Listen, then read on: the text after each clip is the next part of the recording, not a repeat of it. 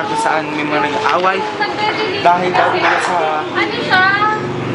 Pandaraya. Halina po kayo at tunghayan natin ang kanilang bangayan.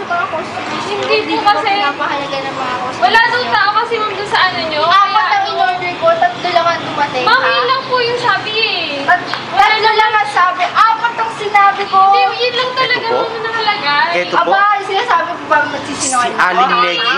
Kasi yun talaga Si ma'am, Aling Negi. tignan niyo po yung ano, yung nakasulat doon. Ang delivery girl. Nag-aaway po dahil Hindi pwede. umano. Sinabi 4 ang in-order ni Aling Negi. 3 lang ang dumating. Ito lang. Sino ba yung sumagot sa akin sa Ito po at Sabi ko, atin pong 4 kapanayamin ang Hindi isang na, DTI apat agent na kung galon saan ng tubig. may maitutulong ukol sa mga nangyayaring ito. Yan. Kalayag, ano po ang inyong masasabi? Wala, ano ba nangyari?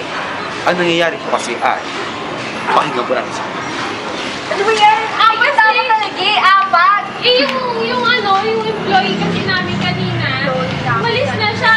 Eh, nangyayari? Eh kasi naman ito umorder akong 4 na galon ng tubig. Tinaw naman, 3 lang, 3. hindi kasi po, ma'am, yun lang po nakalagay dun sa record namin. Ito po yung nakalagay, oh. Ayan po, oh. Magpantay, 3 galon. 4 yung sinabi ko, 4 yung binayaran ko. Gabi kayo. Tapos 3 lang to. Stop! Interview natin sa mga kung ano ang masasabi niya tungkol sa mga nangyayari dito. Miss Athena, ano po inyong masasabi sa kaso? Ano po talaga? Sino ba po ang nandadayan? Siya, dinaya niya ako. Tingnan mo lang, kitang-kita. Dito 4 ang po. in-order ko. 4. Hindi, Oh. Kung gayon, ay walang makakapagsabi kung sino ang nandaya at sino ang hindi nandaya.